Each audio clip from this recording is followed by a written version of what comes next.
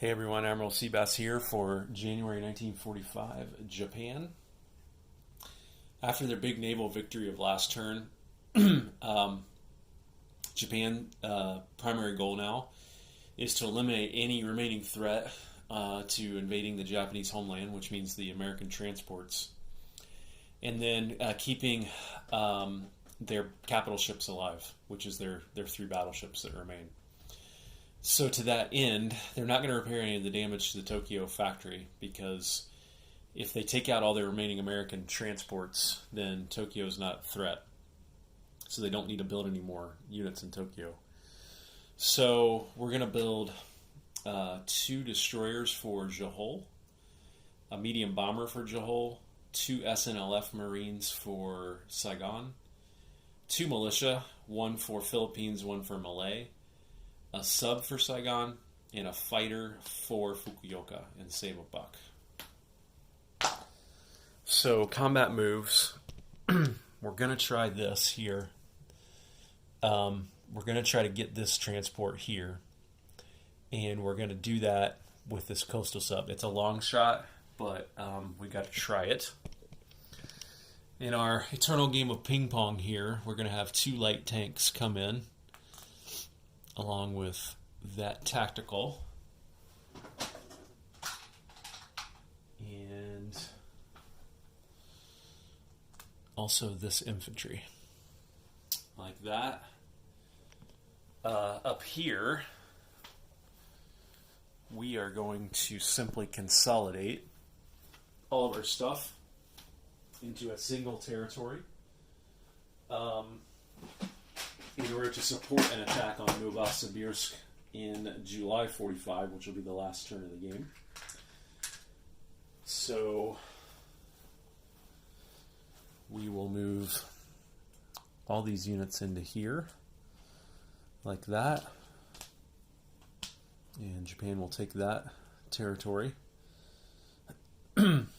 And by the way, if these troops don't get whittled down, the Soviets will probably get the Far Eastern Security victory point, and Japan will not get it.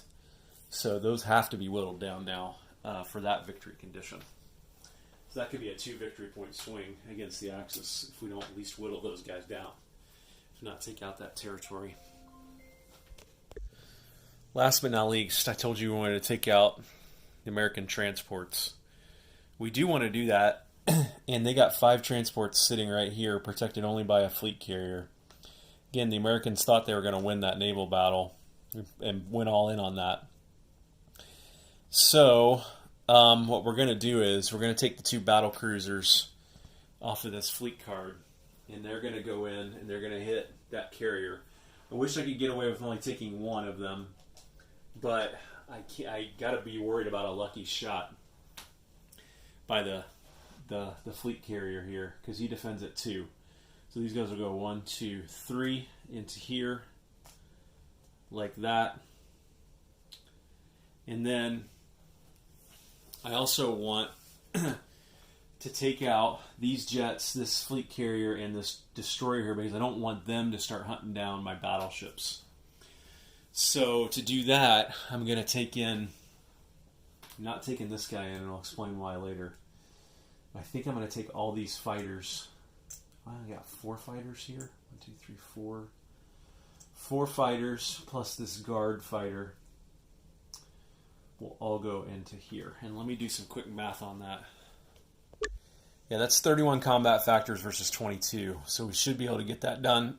Although it's 5 hits versus 5 hits. So hopefully we'll be able to do that. We really want to take out these jet fighters, but they'll be, of course, be the last casualties the Americans take. And we'll have to get 5 hits to do that. So probably get that done over 2 rounds, and we'll hope the Americans don't hit with their fleet carrier and their destroyer. So that is it. So let's go ahead and start from here.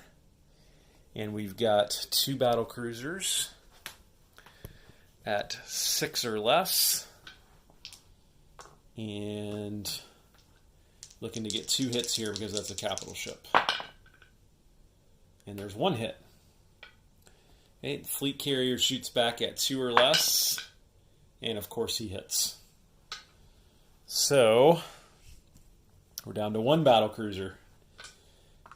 He shoots at 6 or less. He misses. Big roll here, fleet carrier at 2 or less. He misses. Battle cruiser at 6 or less. There's a hit, so it's done. Fleet carrier shoots back at 2 or less. He misses. So this guy plus all 5 of these transports gone. So pretty devastating for the U.S.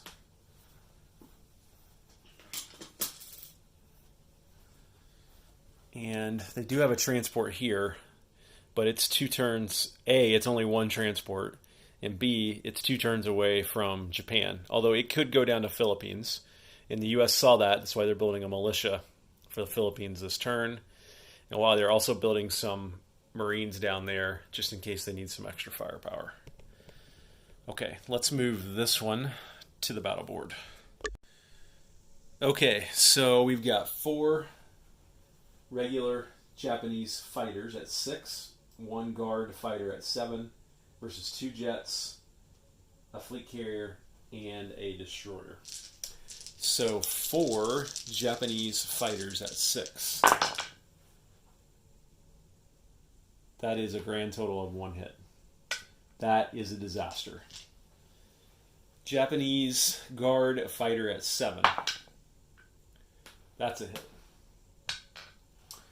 So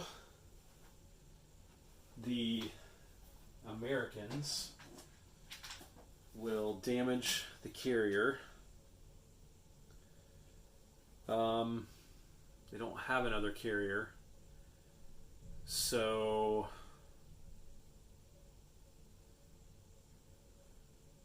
should they just lose the carrier altogether and fleet hop or an island hop with these jets potentially? Because the jets can land back on... No, they'll keep the carrier because they need a capital ship. So lose the destroyer and damage the carrier. Alright, the fleet carrier shoots back at 2 or less. Misses. Destroyer at 4 or less. Hits. That's what the Japanese didn't want. 2 jets at 8. Oh my gosh, they both missed. Okay. So 3 fighters now for Japan at 6 or less. There's 2 hits. Guard fighter at 7 or less. Of course he misses. So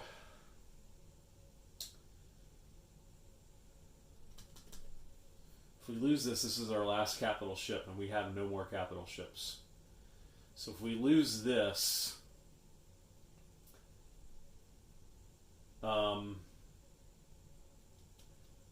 we're going to lose it anyway.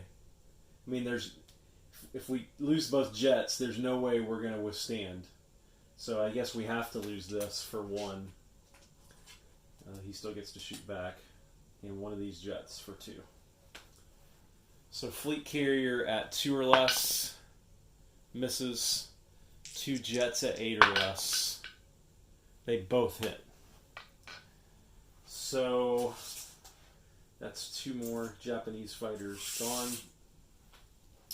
And Japan will have 1 regular fighter at 6 or less. He misses. Guard fighter at 7 or less. Oh my gosh, he misses too. Jet back at 8 or less. He hits.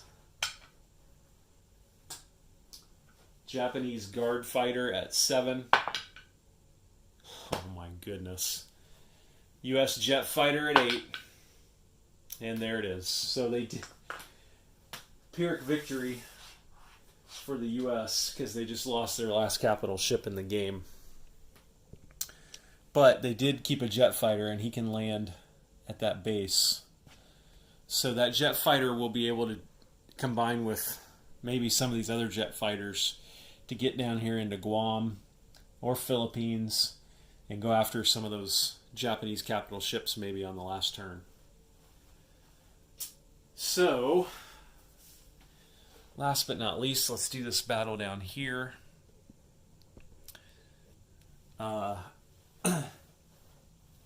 It's across a mountain border, so let's just go ahead and roll the tactical first to see if he gets a hit. Of course he does not. The 2 light tanks across a mountain border are at 3 or less. They both miss. The infantry across a mountain border is at 1 or less, and he misses. The medium tank shoots back at 5 or less. Of course he hits. LT, I know you said this, but you're so right. Japan has gotten overall diced in this game hard. Tactical at 7. There's the hit. Medium tank at 5 again. He misses. So Japan has taken this back for like the zillionth time. And that's another buck for Japan. FEC's down 1. And we will put a piece of pie on here like that. And that's going to be possible. That's going to be virtually impossible for the FEC to take back because they can only get 1 land unit in there. And get all their planes, of course, but they only got 1 land unit they can get in there, which is the mech. It's in Calcutta. Okay, last but not least, let's do this one right here. So, Coastal Sub, which doesn't have sneak attack, 2 or less, misses. Destroyer shoots back at 4 or less, and it hits. There's the 2 the Coastal Sub needed. So Italy's like, come on, Japan. And Japan's like, yeah, remember when we took out the entire FEC Navy for you? Okay. Let's do non-combats. This guy will fly back to...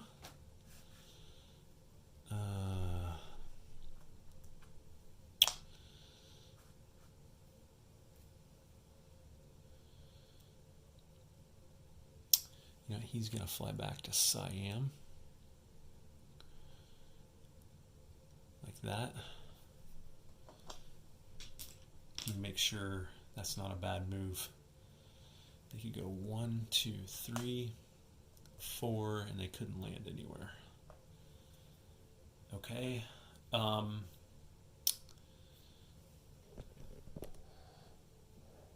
Up there,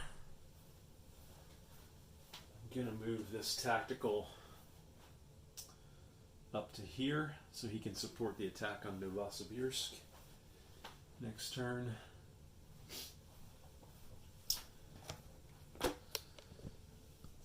Over here,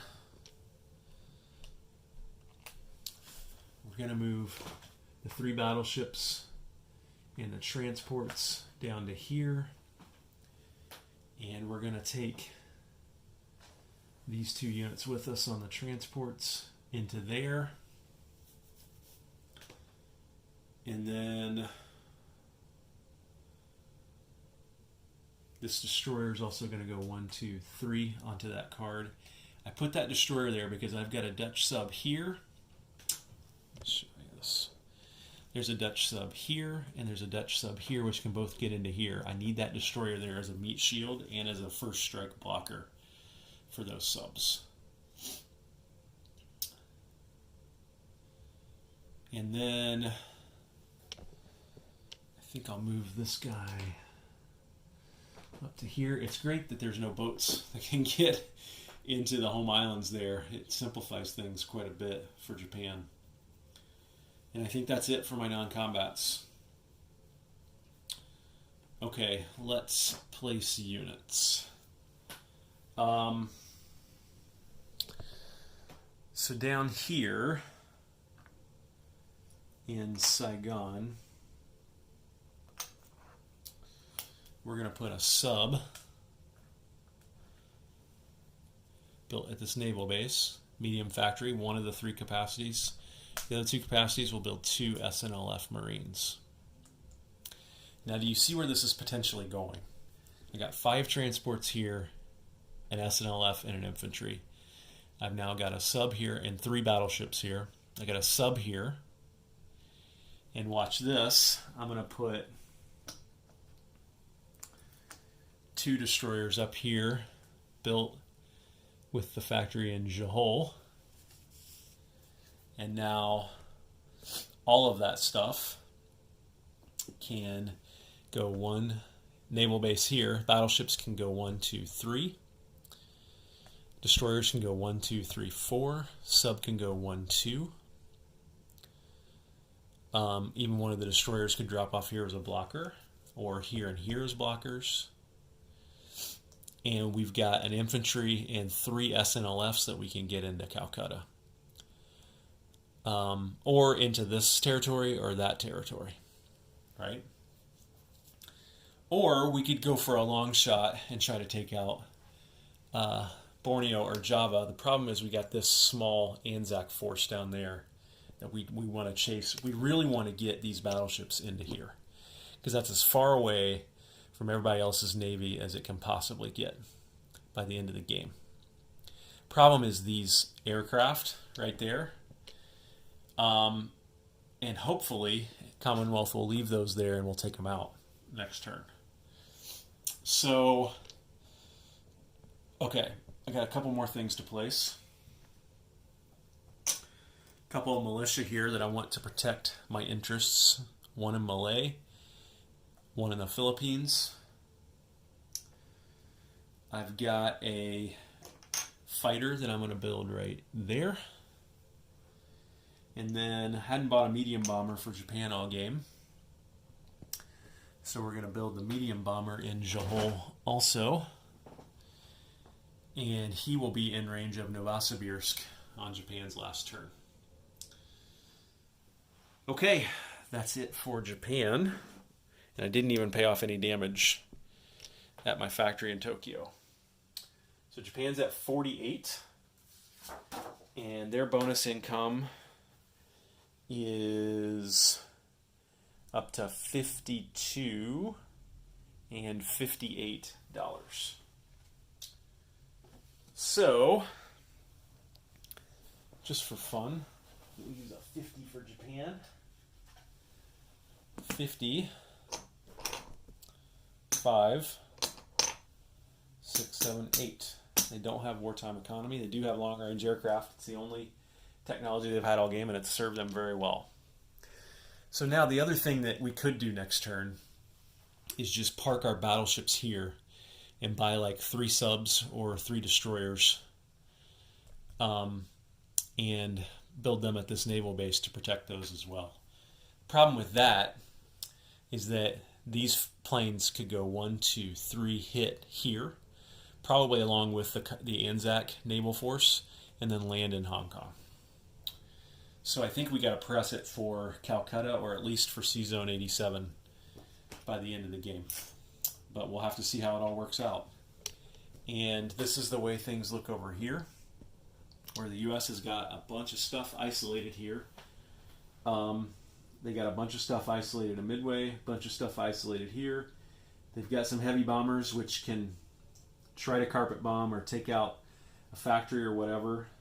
Only 1 transport. And they do have, 3 destroyers and 2 subs, but they're not going to be able to chase down the Japanese capital ships. The Japanese capital ships are really going to come down to whether the Commonwealth, with a combination of Anzac and their air force up there and the Dutch boats, can take those out. All right. This has been January 45 Japan. This is Admiral Seabass signing off.